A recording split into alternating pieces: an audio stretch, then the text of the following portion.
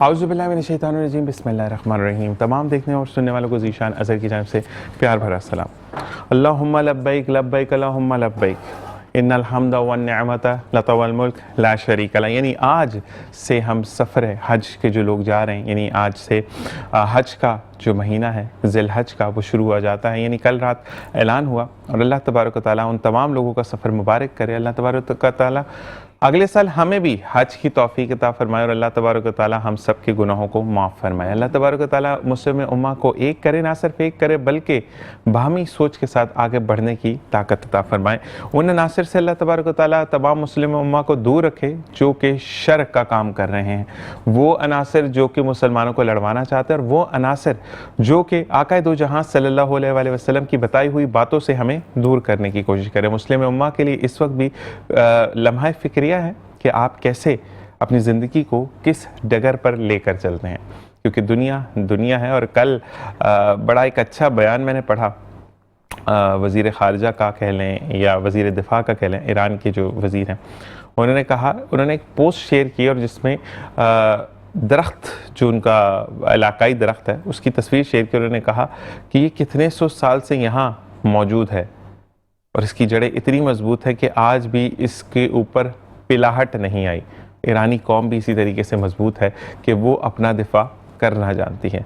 छोटी सी बात में बहुत बड़ा मैसेज दे दिया उन्होंने कि अल्लाह तबारक व तआला जब मुसलमान कलमा पढ़ते हैं, यानी आप जब तवाफ़ काबा कर रहे होते हैं, बेसिकली मुसलमानों की ज़िंदगी का महवर क्या है, हमारा तो आगाज़ भी कुर्बानी से, अंजाम भी कुर्बानी पर। यानी हज़रत इब्राहीम अलैहिस्सलाम और हज़रत इस्माईल अलैहिस्सलाम की जो गुफ्तगू, बेसिकली कुर्बानी हमारे यहाँ पर एक दिखावा है। इतने करोड़ का जानवर, इतने लाख का जानवर आएगा तो कुर्बानी होगी, इतनी दिखावा होगा तो कुर्बानी होगी। बेसिकली कुर्बानी तो वो थी कि अगर वाजिब कुर्बानी की जाती तो हर बाप, हर माँ अपना एक अदद बच्चा हर साल ज़िबा कर रहा होता। लेकिन अल्लाह तबारक व तआला का पता था कि जो हम अशरफुल मखलूक़ात हैं उनका क्या आगे जाकर संग मील होगा या किस तरीके से वो लेकर चलेंगे। उस वक्त कुर्बानी के लिए मेंढा आया, ये दुम्बा कह लें कि उसकी कुर्बानी हुई। तो कुर्बानी वाजिब है लेकिन दिखावा वाजिब नहीं है। और अल्लाह तबारक व तआला ने अगर आपको बेहतरीन तरीका, जो कि मैंने लाहौर के एक बंदे का देखा और मुझे बड़ा पसंद आया, कि उसको अल्लाह तबारक व तआला ने बहुत अता किया है। तो वो क्या करता है कि वो झुंड ख़रीदता है पूरा बैलों का और बकरों का, और फिर जाकर देखता है कि कहाँ पर ज़रूरत है, वो सबको जाकर देता है, बुलाता है और कहता है कि तुमने ख़रीदा, दुआओं की मतलब पर्ची पे लिखता है कि तुम मेरे लिए दुआ करोगे, उस पर अंगूठा लगवाता है और वो पर्ची डाल देता है। और वो ये कहता है कि क़यामत तक अगर दुआ नहीं करोगे तो क़यामत के रोज़ मैं गिरबान पकड़ूंगा, तुमने बहुत महंगा जानवर लिया, इसके मालिक तुम हो, अल्लाह तुम्हें मुबारक करे। और वो जाते हैं अपने इलाके में कुर्बानी करते हैं। और इस तरीके से बांटने का सही तरीका यही है कि अगर आपको अल्लाह तबारक व तआला ने अता किया है, नॉर्मल रेंज में आप कुछ जानवर लें और गरीबों में तकसीम करें कि वो भी कुर्बानी कर सकें। इसी के साथ यासिर इकबाल भाई ने हमें ज्वाइन किया है। यासिर भाई को हम खुशामदीद कहते हैं। हज का जो महीना बहुत बहुत मुबारक। अस्सलाम वालेकुम। आपको भी खैर मुबारक। कैसे मिजाज है आपके यासिर भाई? अल्लाह का शुक्र ज़ीशान भाई, आप सुनाएं कैसे हैं? बस अल्लाह तबारक, ऐसे ही चल रही है, ऊपर नीचे बातें चलती हैं। बस अल्लाह तबारक व तआला कहते हैं कि मोहताज ना करें अल्लाह ताला। मैं यहाँ पर ज़रूर ये भी कहना चाहता हूँ कि आप जब देखें कि जब भी हाथ उठाएं तो सब बीमारों के लिए दुआ ज़रूर किया कीजिए। नाजिया फरहान जो कि एजुकेशनिस्ट हैं और अबाउट एजुकेशन तो बात करती हैं, लेकिन ज़िंदगी के डगर को लेकर चलना, कैसे ज़िंदगी में हम एजुकेशन को और जो हमारी नॉर्मल ज़िंदगी है उसको हम कैसे इम्तिज़ाज लेकर चलते हैं। अस्सलाम वालेकुम रहमतुल्लाह। कैसे मिजाज हैं आपके? जी, अल्लाह का आपको भी बहुत बहुत हज मुबारक हो, यानी माह हज बहुत बहुत मुबारक हो। उज़मा फैसल हमारे साथ मौजूद है जो कि हर्बलिस्ट है, माशाल्लाह अपनी प्रोडक्ट के साथ यहाँ मौजूद है। इनके आप स्क्रीन पर प्रोडक्ट भी देख रहे हैं और इस जो हमारे डिस्प्ले है सामने, आपको खुशामदीद कहते हैं। अस्सलाम वालेकुम रहमतुल्लाह। कैसे मिजाज है? आपको भी हज का महीना बहुत बहुत मुबारक हो। बहुत बहुत मुबारक। जज़ाकल्लाह जी। और तमाम मुसलमान उम्मा को बहुत बहुत मुबारक। और अल्हम्दुलिल्लाह यासिर भाई, इस दफ़ा हम सऊदीया के साथ ही जो है वो हज करेंगे और ईद हमारी एक ही दिन होगी अल्हम्दुलिल्लाह। सफ़र हज की बात करते हैं, इतना महंगा कि सोच से बाहर। जानवर इतना महंगा कर दिया, चले जानवर तो फिर आपको दूसरे या तीसरे दिन भी अर्ली मॉर्निंग जैसा सस्ता मिल जाता है, लेकिन हज करना तो आम क्या मिडिल क्लास की भी पहुंच से दूर कर दिया गया है। क्या कहेंगे इस बारे में? ज़ीशान भाई, मुझे तो ऐसा लगता है कि एक आम आदमी की सिर्फ ज़िंदगी तंग से तंग तर होती जा रही है। वैसे ही है। अच्छा, हज तो देखें, उसके लिए तो ये हुक्म है कि जो शख्स साहिब इस्तिताअत हो और हज के अखराजात की सकत रखता हो, उसके लिए हुक्म है कि वो हज करे, सही। कि उस इबादत का कोई नेमुल बदल नहीं है। और अगर कोई शख्स खुलूस दिल से हज करता है और अगर कोई रयाकारी उसका मकसद नहीं है और खुलूस दिल से तौबा करता है, तो उसके बारे में कहा गया कि वो ऐसा है जैसे वो उसी रोज़ पैदा हुआ है, कि अल्लाह रब्बुल इज़्ज़त जो है वो उसे गुनाहों से ऐसे पाक कर देता है, सुभान अल्लाह, हुकूकुल इबाद से हट कर। अच्छा, अल्लाह तबारक व तआला का यहाँ एक और चीज़ भी मैं क्लियर करना चाहूँगा कि ज़रूरी नहीं है हज, लेकिन हज तो फरीज़ा है और आप साहिब हैसियत है, आप सच्चे दिल से तौबा करते हैं और अल्लाह के आगे अपनी पेशानी को सजदा रेज़ करके कहते हैं कि अल्लाह जितने गुनाह होए आप माफ़ कर, और आज के बाद कोई गुनाह नहीं करूँगा, तो आप चुनाचे ऐसे ही हैं जैसे आज आपकी पैदाइश हुई। अल्लाह तबारक व तआला हर मोड़ पर आपको माफ़ करता है, हर घड़ी आपको माफ़ करता है। लेकिन एक बात मुझे यासर भाई, मैं आपके एक कंपनी है, मैं वहाँ काम करता हूँ, मैं मुलाजिम हूँ, मैं इस वजह से उम्र या हज पे नहीं जा सकता कि आपने मुझ पर सख्तियाँ इतनी कर दी हैं कि मैं नमाज को भी नहीं जा सकता, ठीक है ना? तो आप सज़ा के अहल होंगे या नहीं? अच्छा, मैं इस ज़मीन में एक छोटी सी तो बात अर्ज़ करूँ।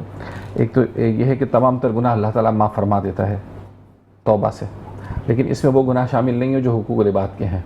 वालिदैन का नाफरमान, जानी, सूद खोर, वो तो बिल्कुल नहीं है। हमारे यहाँ तो ये ख़ास तौर पे देखा जाता है कि जिसको लोगों के पैसे देने होते हैं वो हज पे चला जाता है। हाँ, वो मामू बना कर निकल जाता है। तो मैं ये आपकी तवज्जो से बता दूं कि जिन जिन लोगों के आपको पैसे देने हैं, जब तक आपने पैसे अदा नहीं किए तो हज से वो माफ़ नहीं होने वाले। ऐसे ही है। ये एक जहन नशीन है जो एक बड़ी वाज़ेह बात अच्छा, है। लेकिन एक और बात है, देखिए हज पर जाना भी अल्लाह तबारक व तआला ने फरीज़ा दिया है, लेकिन आपके घर में इतना सामान हो कि जब आप वापस आए तो उनको तंगदस्ती ना हो, ये भी ज़रूरी है। हमारे यहाँ पर यह है कि वो कमेटियाँ डाल के तो निकल जाते हैं, कमेटी वाले भी रोते रहते हैं, तो ये थोड़ा सा मुश्किल हो जाता है। मतलब उधार का मामला देखें, असल में अब ये वही वाली बात है कि कर्ज़ वाली जो बात है, चलें, एक तो इंसान की नीयत होती है ना, एक तो बाकायदा जो कर्ज़ लिया हुआ होता है। जैसे एक साहबी का वाक़या है कि जब उनका जस्ते खाकी लाया गया तो और अर्ज़ की गई, या नबी आप इनका नमाज जनाजा पढ़ा दें, तो अल्लाह के हबीब ने फरमाया कि क्या इन पर कुछ कर्ज़ तो नहीं है?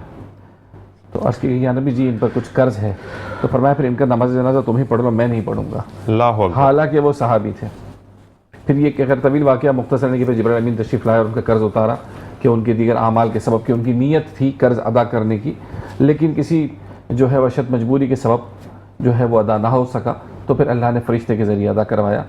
तो नबी ने सहाबी तक के जनाजे के बारे में फरमा दिया कि ये शख्स मकरूज़ है और इसने अपना कर्ज़ अदा नहीं किया था, तो मैं इसकी नमाज जनाजा अदा नहीं करूँगा। तो ये एक तो मामला। आपने जो सवाल किया था ज़रा प्लीज़ वो दोहराइएगा। हमारे यहाँ पर हज पर जाते अच्छा, वो आपने क्या सवाल, देखें अब इसमें दो बातें हैं। एक तो ये है कि जो शख्स इतनी सख्ती कर रहा है यकीनन वो गुनहगार है, ठीक है। दूसरा, अगर जो शख्स मुलाजमत कर रहा है वो अगर कोई और मुलाजमत देखे अल्लाह पे तवक्कल करते हुए, मैं हुकूमत की बात कर रहा हूँ बेसिकली, कि इतनी सख्ती डाल दी गई, मुझे खुला बोलने में भी प्रॉब्लम नहीं होती है कि आम बंदा, देखें अगर आप हज पर या उम्रे पर जा रहे हैं ना यासर भाई, तो आपका भी दिल अगर वही है तो मेरा भी दिल वही रोता है कि मैं उस धरती पर जाकर, उस ज़मीन पर जाकर अपनी पेशानी को सजदा रेज़ करूँ, उन गलियों को जाकर चूमूँ जहाँ से आक़ा दो जहाँ सल्लल्लाहु अलैहि वसल्लम के पाँव मुबारक गुजरे हैं, ठीक है। तो ये नहीं है कि जो साहिब हैसियत है उसकी तड़प ज़्यादा है, जो साहिब हैसियत नहीं है उसकी तड़प नहीं है। तो ये तमाम चीज़ें जो है ये रियासत पर आती हैं। हम आते हैं नाजिया की तरफ। मुझे ये बताइएगा कि हम अगर एजुकेशन की बात करें, मौजूदा दौर की एजुकेशन, हम तो वही पुरानी ज़माने की एजुकेशन पढ़ रहे हैं, तो क्या कहेंगे आप, पाकिस्तान ग्लोबली आगे बढ़ रहा है? देखिए, हमारे यहाँ एक बेसिक फैक्टर है, सबसे बड़ा फैक्टर ये है कि यहाँ पे टेक्नोलॉजी की एडवांसमेंट नहीं है। ऐसा ही है, सही सोशलाइज लोगों को नहीं किया गया है अभी तक। इंटरनेट बहुत ज़्यादा आम होने के बावजूद लोग अपनी वॉइस रेस नहीं कर सकते। देखिए, हम अगर बात करते हैं तालीम के निज़ाम को, यहाँ पे आज के दौर में भी कोई ऐसी असिस्टेंस नहीं है कि आप घर बैठे बहुत अच्छी तालीम का मवाजना कर सकें दीगर ममालिक के साथ। टेक्नोलॉजी बाहर ममालिक में जितनी ज़्यादा एडवांस हो चुकी है, इसके बनिस्बत यहाँ पाकिस्तान में अभी तक इस पे काम मुकम्मल नहीं किया जा सका। क्यों पाकिस्तान की सरकारी सतह पर ये वॉइस रेस नहीं की जाती कि यहाँ पे ऐसी वर्कशॉप्स, ऐसे सेमिनार्स मुनक्किद करवाए जाएं ताकि एजुकेशन को प्रमोट किया जा सके जो कि आईटी से रिलेट करती है। हम फॉलोअर्स आने बढ़ाने पे वाला- लगे रहते हैं ना, टिकटॉक पे मेरे इतने फॉलोअर्स हो गए, मैंने ये वाला डांस ठुमका मारा तो मैं वहाँ पहुँच गया।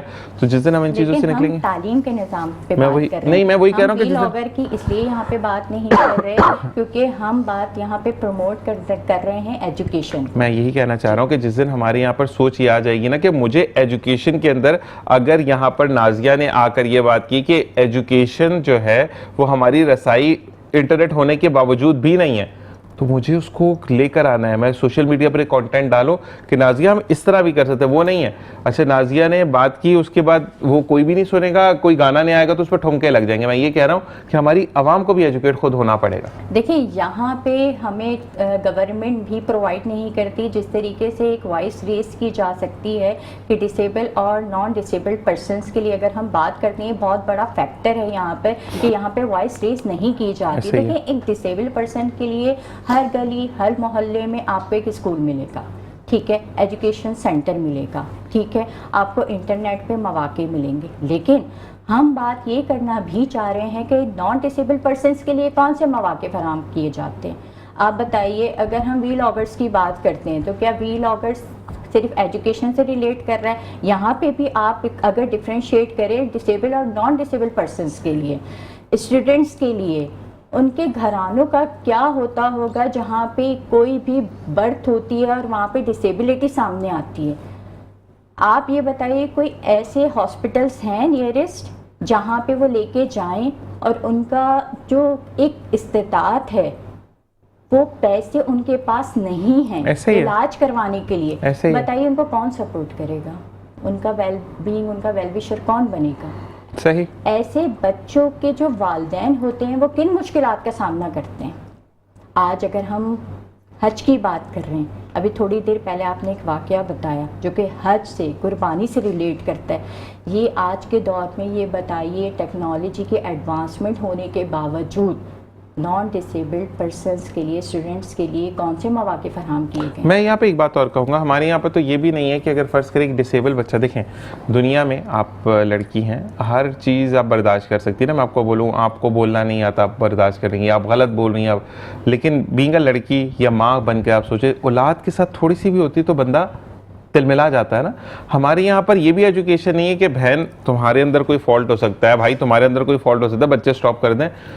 डिसेबल बच्चा हो रहा है, नेक्स्ट भी डिसेबल होगा, लेकिन वो पैदा करते। इस बारे में मजीद बात करेंगे। ब्रेक का कहा जा रहा है कि हमें बहुत ज़्यादा एजुकेशन की ज़रूरत है और जब तक एजुकेशन की फरावानी नहीं होगी, हम बात नहीं करेंगे, चीज़ें गलत होती चली जाएंगी। इसी के साथ देखते रहिए मुस्कुराती सुबावित ज़ीशान। और जी नाम, वेलकम बैक। और इसी के साथ साथ हमें डॉक्टर बीनेश ने ज्वाइन किया है जो कि फिजियोथेरेपिस्ट हैं। और आपको, अच्छा, फिजियोथेरेपिस्ट होना वो तो हर कोई होता है, लेकिन आपको माइंड थेरेपिस्ट होना बहुत ज़्यादा ज़रूरी है कि आप कैसे लोगों को बताते हैं कि yes you can overcome from this kind of a pain. और आज हम नी के बारे में बात करेंगे। अस्सलाम वालेकुम रहमतुल्लाह। वालेकुम। कैसे मिजाज डॉक्टर बीनेश? शुक्र। जज़ाकल्लाह आपके आने का, और आपको भी माह हज बहुत बहुत मुबारक हो। थैंक यू सो मच, आपको भी बहुत ज़्यादा मुबारक हो। और थैंक यू सो मच कि मुझे आपने अपने प्रोग्राम में जो है वो इनवाइट किया। जज़ाकल्लाह। और आप आ गई, ये बड़ी बात है। देखिए, हम इनवाइट करते हैं, आपका आना ये मोहब्बत होती है कि अपने वक्त में से आप किसी को कितना वक्त देते हैं। सबसे कीमती तोहफा आजकल वक्त ही है। उज़मा आपकी तरफ आते हैं नेचुरल हर्बल स्टार, माशाल्लाह। सबसे अच्छी तो चीज़ अब ये प्रोडक्ट जो मेरे हाथ में मौजूद है, ये रॉयल रूट्स मिरेकल ऑयल है। ये मैं आपको दिखाता चलूँ कि ये वो, जैसे हम डेली बेसिस पर फ्लो ड्राई हो रहा है, कभी कभार तो आयरन भी हो जाती है, और फिर अच्छा खासा अमाउंट में एक स्प्रे लगता है हमारे सर पे, जिससे ये बाल जो है वैसे टिक कर आते हैं, वरना तो मुंह पे ही गिरते हैं। और क्योंकि मेरे बाल वाकई में बहुत ज़्यादा सिल्की हैं, तो अच्छा खासा स्प्रे उसको होल्ड करने में लगता है। तो अब मेरे ये सेंटर एरिया, ये यहाँ से बाल जाना शुरू हो गए, तो बुढ़ापा आ रहा है वो भी ना। तो मुझे ये बताएं कि ये बेहतर करेगा उसको? जी जी, बहुत बेस्ट है। आप 15 दिन लगाएं इसको, और मनी बैक गारंटी है। अगर 15 दिन में आपके बाल सही नहीं होते तो ऑन ईयर बोल रही हूँ कि 10 गुना आप पैसे वापस ले लीजिए। और बाल ही खत्म हो गया बिल्कुल ही, तो फिर क्या करेंगे? नहीं नहीं, ऐसा नहीं पक्की होगा, बात है? इंशाल्लाह ताला आना, दोबारा आना आप। अच्छा, नहीं, मुझे ये बताएगा कि इसको कितनी देर लगाना है? इसको आप नाइट लगा लें और सुबह वॉश कर लें। अच्छा, कुछ लोगों को उसमें ये प्रॉब्लम होती है कि एक डॉक्टर साहब अभी यहाँ पे बैठी हुई है, एक फजूल की मिथ होती है, 3 घंटे से ऊपर सर में ऑयल लगा तो सर में दर्द शुरू हो जाता है। अच्छा, ये सर का दर्द भी दूर करता है। ठीक है। आप जब लगाएंगे ना, नींद सुकून से आएगी। ये तो बहुएं बड़ी खुशी से लेंगी, सास के जी, सर में बात करती हैं। नींद सुकून से आएगी, और उसके अलावा ये कि स्मेल नहीं है इसमें कोई, ठीक है, चिकनाई नहीं है कि कोई चिकना चिकना लग रहा स्टिकी नहीं है हो। आपका? जी जी जी जी ओके, बिल्कुल। स्टिक फ्री है। और सबसे बड़ी बात ये है कि नींद इतनी सुकून से आती है इसमें कि जो लेगा वो खुद ही बताएगा कि क्या अच्छा, चीज़। मुझे ये बताएं कि इसको जो है वो ऑर्डर करने का तरीका? हमारा नंबर है इसमें ठीक। भी है, और 031584703006, 0314895061 जबरदस्त। मुझे ये बताएगा कि ये दोनों नंबर पे आपका ऑर्डर प्लेस हो गया। जी, जी। कैश ऑन डिलीवरी वाला सीन है जी, या cash on delivery. Cash on delivery? Cash on delivery. लेकिन ये कराची के लिए होगी ना, बाहर से अगर आपने भेज दिया तो काम खराब हो जाएगा। तो आप कराची के लिए कैश ऑन जी, डिलीवरी, कराची के लिए बाहर जो वो पहले सीओडी जो है वो जी, कराची जी, के लिए जी, रहे, और प्री पेमेंट है यानी जो कराची से बाहर लेते हैं। अच्छा जी, दूसरा जो आजकल बड़ा गोरा होने का सबको होता है कि हुस्न जौहर, क्या बात है। तो ये गौहर है, सॉरी जौहर मैंने पढ़ा, ये गौहर है, जौहर? जी जी गौहर। नीचे जौहर लिखा, ऊपर गौहर है। जी, ये हमने अरबी में नाम बनाए हैं सारे। ठीक है, ये अरबी क्या सारे बात। तो अच्छा, तो ये कैसे पाउडर कैसे यूज इसका करें? ये है कि आप हाफ टी स्पून ले लें। ठीक है, आप इसको तजर्बा भी कर सकते हैं, हैंड टू हैंड कोई इसको जो लगा हुआ वो खराब हो जाएगा ना, अजीब लग जाएगा, थोड़ा वो अजीब ही लगेगा। बाद में कर कि ऐसे लगा लीजिएगा, मैं बाद में गंदा से हो कर गया। लीजिए, बाद में करके बताइएगा फिर आप। आधा स्पून ले लें, आप इसको दही में लगाएं, दूध में लगाएं, आप इसको क्लिनजिंग मिल्क में लगाएं, फेशियल में यूज करें। आप लोकल फेशियल ले लें 1000 वाला, और हमारा ये डाल रहे हैं तो हाई फाई फेशियल हो जाएगा। उसके बाद ये कि बेसन में लगाएं, चावल के आटे में, मुल्तानी मिट्टी किसी में भी लगा लें इसको, पानी में घोल के लगाना? पानी में भी घोल के लगा। अच्छा, लेकिन थिक पेस्ट बनाना है या नहीं, इसको लगा के क्लींजिंग करनी है हल्के हल्के, बिल्कुल लाइट हाथ अच्छा, से। ये पाउडर फॉर्म है ये क्या? जी, मैं powder उसको form खोल है। के देखना जी, चाहूंगा। जी, हाँ जी, देखिए, हाँ जी, powder बिल्कुल form पाउडर है। अच्छा, ये वाइटिंग के लिए, एक्नी वालों के लिए अलग है हमारा। ठीक है, हाँ। आप सारी वो प्रोडक्ट्स नहीं है जो कोई भी देने का दिल नहीं चाहेगा कि या से वापस लेके जाए मैडम। अच्छा, मुझे ये बताएं कि अब एक्नी वालों के लिए, अच्छा एक चीज जो मैं आपसे पूछना चाहूंगा, आजकल इन्फ्लेमेशन इतनी ज़्यादा है, जैसे कि हमारी नाजिया ने कहा कि हमें इस पर बात करने की ज़रूरत है, एजुकेशन है ना, ये सारी चीज़ें। मुझे बताएं कि टेंशन से रिंकल्स बहुत आ रहे हैं, एज बहुत ज़्यादा तेज़ी से आगे बढ़ी है, उसको रिवर्स करने के लिए कुछ है? उसको रिवर्स करने की ये है कि एक तो मोरिंगा सही, और एक वीट ग्रास। मैं ये कहती हूँ कि ये अपनी लाइफ में लोगों को रखना चाहिए। नहीं, आप ऐसे कोई प्रोडक्ट बना देना जिसको लगाएं, वो है, रात में लगाए, सुबह उठे तुम क्रीम तो भी है, क्रीम भी है, लेकिन मैं ये वो सोल्यूशन बता रही हूँ कि लोग घर पे भी कर लेंगे इजीली। जरूरी नहीं कि हमें फोन करके मंगवाएं। वो तो मेरी क्रीम्स भी है, सीरम्स भी हैं, मेरे जेल्स भी हैं। ठीक है, लेकिन मोरिंगा और वीट ग्रास यहाँ बहुत मुश्किलों से मिल रही है, मुझे भी बहुत मुश्किल से मिली है। उसको अगर लाइफ में रख लेंगे ना, मैं कहती हूँ ना ही झुर्रियाँ पड़ेंगी, ना ही मैदे का प्रॉब्लम होगा, ना शुगर होगा, ना बीपी हाई होगा, सही, और ना ही मैदे का प्रॉब्लम, स्टमक प्रॉब्लम जो हर में 100 में से 99% को है। सही, ऐसे ही सबको है, सबको। तो उसमें ये वीट ग्रास और मोरिंगा। तो वीट ग्रास आपके पास मौजूद होती है? जी जी, वीट ग्रास तो आपसे मंगवा सकते हैं ना वीट ग्रास? और अगर आपको ऑनलाइन मिल जाती है आप मंगवाएं, ओरिजिनल, कोई ठीक है जी। ये मतलब ये कोई हार्ड एंड फास्ट रूल नहीं है कि आप इन्हीं से मंगवाएं, लेकिन जी, अगर मंगवा लें हैं। तो ये हम इनको यहाँ हर हफ्ते बुलाएंगे, आप पकड़ भी सकते हैं कि ये देखिए आपने काम खराब किया था। तो ये चीज़ है जी। हम आते हैं अपनी डॉक्टर बीनेश की तरफ। डॉक्टर बीनेश, हम बात करेंगे अगर नी रिप्लेसमेंट के बाद जो पेन्स होती है, या नॉट रिप्लेसमेंट बट दर्द तो है घुटनों में, चलना मुश्किल हो गया। अच्छा, आजकल तो छोटे छोटे बच्चों के साथ प्रॉब्लम हो रही है। मैट्रिक के 9th के बच्चे जो हैं वो छोटे ही होते हैं बच्चे, और उनके भी घुटनों में दर्द है, क्योंकि स्कूल एक्टिविटी बिल्कुल ख़त्म हो गई, छोटी छोटी जगह पे घर बना दिए और स्कूल बना दिए गए। क्रिकेट है नहीं, पहले तो बच्चे ये था कि असर पढ़ के क्रिकेट खेलते थे, मगरिब पढ़ के घर, तो अब स्पोर्ट्स है नहीं। तो उनके लिए क्या कहेंगे आप? उनके लिए मैं यही कहूँगी कि भाई बीइंग अ पेरेंट्स, सबको जो है वो अपने बच्चों को शुरू से जो है ना, बिल्कुल स्टार्टिंग एज से स्कूल्स में पीटी वगैरह जो करवाते हैं, तो दैट इज़ मतलब उस वक्त तो हम आराम से बड़े मज़े से कर लेते थे, लेकिन हमें बेसिक पर्पस पता नहीं होता था कि पीटी का पीरियड हो रहा है। बस हम लोग तो बस खेल कूद में समझ रहे होते थे कि बस इंजॉय करते हैं उसमें, लेकिन वो हमें बताना चाहिए बच्चों को भी कि what is the importance of that period ना। तो स्टार्टिंग से ही जो है वो हमें जो है वो स्पोर्ट्स एक्टिविटीज़ में बच्चों को पार्टिसिपेट करवाना चाहिए, घर में भी करवाना चाहिए, लेकर भी जाना चाहिए ग्राउंड्स में, पार्क्स में। जितना ज़्यादा हम इनको एक्टिविटी करवाएंगे उतने ज़्यादा उनके जॉइंट्स, चाहे वो नी जॉइंट्स हो, चाहे शोल्डर जॉइंट्स हो, एल्बो जॉइंट्स हो, सारे जो है ना, बैक भी जो है वो स्ट्रॉन्ग होती है। तो एक्सरसाइजेस को बहुत ज्यादा रहती है आपकी बॉडी जी, आपकी बोन्स की जब तक मोबिलिटी नहीं रहेगी तो प्रॉब्लम होती रहती है। मुझे ये बताएं कि अगर एक बंदा है जो कि 40 या 50 हो गया, बंदा या बंदी जो भी है, ठीक है, अब वो कहते हैं कि नहीं नहीं नहीं नहीं मैं तो उठूंगा, घुटने टूट जाएंगे, तो ऐसे लोगों को फिर आप कैसे माइंडसेट कैसे करती हैं उनका? उनका माइंडसेट यही करते हैं कि उनको ये बोलते हैं कि भाई आप अपनी डेली लाइफ रूटीन में वॉक, और कम से कम अपने आप को 1 घंटा लाजमी दें, half an hour for walk, and half an hour for exercises. अच्छा, वॉक बहुत तेज वाली है? नॉर्मल भी करके जा सकते हैं? जितना आप कर सकें। स्टार्टिंग में आप जो है वो नॉर्मल से करें, 10 मिनट्स आप नॉर्मल वॉक करें, 10 मिनट्स आप अगर जो है वो फास्ट वॉक कर सकते हैं तो दैट इज़ वेरी इंपॉर्टेंट, बहुत अच्छी बात है। और अगर आपकी एज ऐसी है कि 40 से कम ही है तो फिर आप बीच में जॉगिंग भी करें। ठीक है। Slow walk, 10 minutes fast walk and 10 minutes jog. तो दैट ये जो तीनों का जो कॉम्बिनेशन है वो बहुत ही ज़बरदस्त हो जाएगा। लेकिन आप अपनी एज के हिसाब से देखें, जितना आप बर्दाश्त कर सकते हैं, आपका जो है वो कार्डियक जो है वो अच्छा होना चाहिए बस। अच्छा डॉक्टर बीनेश, मैंने ये सुना है कि लोग आजकल बड़े एक्सरसाइज कर रहे होते हैं मशीन्स के ऊपर, जिसमें ट्रेडमिल सबसे ज़्यादा है, ट्रेडमिल तो कहते हैं कि ट्रेडमिल का वो फ़ायदा नहीं है जो आप नॉर्मल वॉक करते हैं उसका फ़ायदा है। Is this true? बेसिकली देखिए, ट्रेडमिल जो होती है वो आपके घर में होती है, जिम में होती है, ठीक है। और जो नॉर्मल वॉक होती है वो आप बाहर कर रहे होते हैं, वो आप ग्राउंड में कर रहे होते हैं, वो आपको ऑक्सीजन भी साथ में प्रोवाइड कर रही होती है, which is very very much important for our daily life, for our blood में अगर ऑक्सीजन की, तो इसलिए ये ज़्यादा बेहतर है कि अगर आप बाहर पार्क में, ग्राउंड वगैरह में जाकर वॉक करें तो वो बहुत ज़्यादा बेहतर है। अदरवाइज़ बहुत से लोगों को इतना ज़्यादा टाइम नहीं मिल पा रहा होता, तो फिर वो जो है वो जिम को जो है वो ज्वाइन कर रहे होते हैं।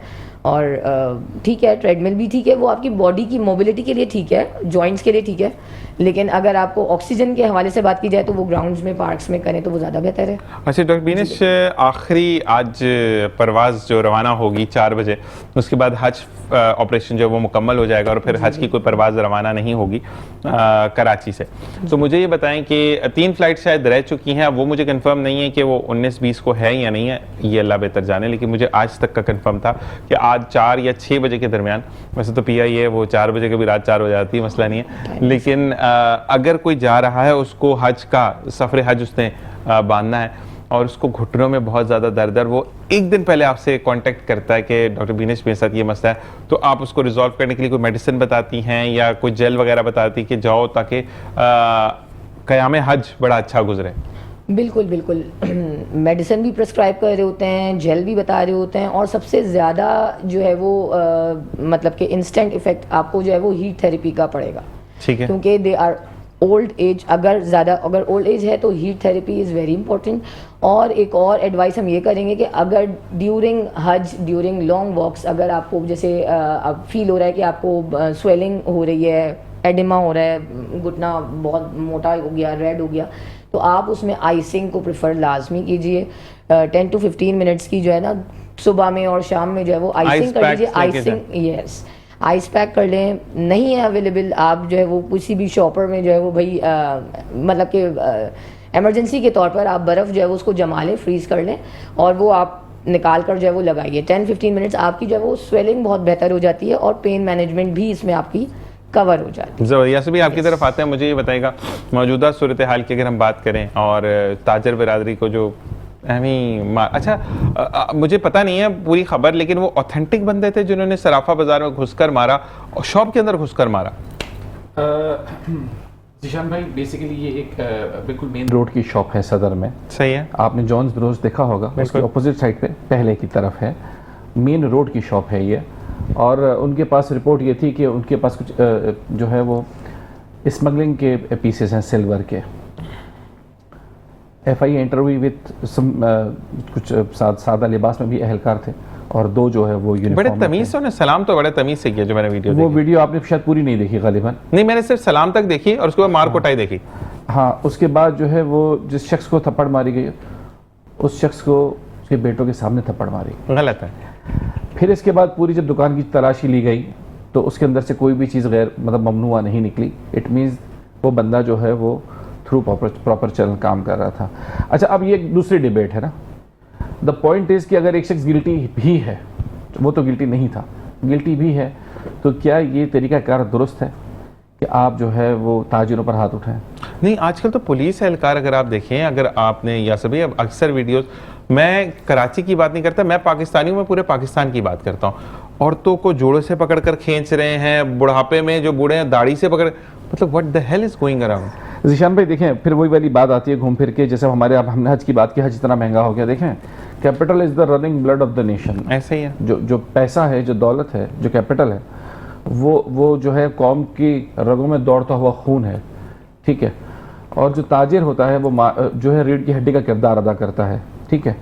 अगर उससे कोई कानून की खिलाफ वर्जी हो रही है, आप उसके कानून के दायरे में लेकर आएँ और अदालत जो भी सज़ा दे, लेकिन कानून नाफिज करने वाले इदारे हाथापाई करें। मुझे बताएं, एक बाप के कल पर क्या बीतेगी कि उसके जवान बच्चों के सामने उसे मारा जा रहा है? क्या ज़िंदगी भर का ट्रॉमा नहीं है ये? और जबकि वो गिल्टी भी नहीं है। अच्छा, अगर वो गिल्टी हो भी, हमें उस पर भी डिबेट है कि कानून क्या इस बात की इजाज़त देता है? लेकिन मुझे एक सवाल ये है, चलें ये सब हो गया, वो गिल्टी था या नहीं था, लेकिन उस बंदे के पास कितना राइट है कि उस थप्पड़ का बदला ले कि तुमने मुझे मारा कैसे?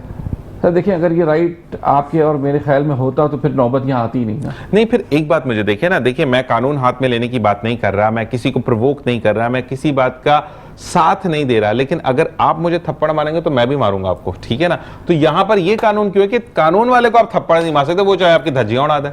देखें ना जीशान भाई, यही इसके आप देखें, इसका इम्पैक्ट हम देख रहे हैं ना इकोनॉमिकली।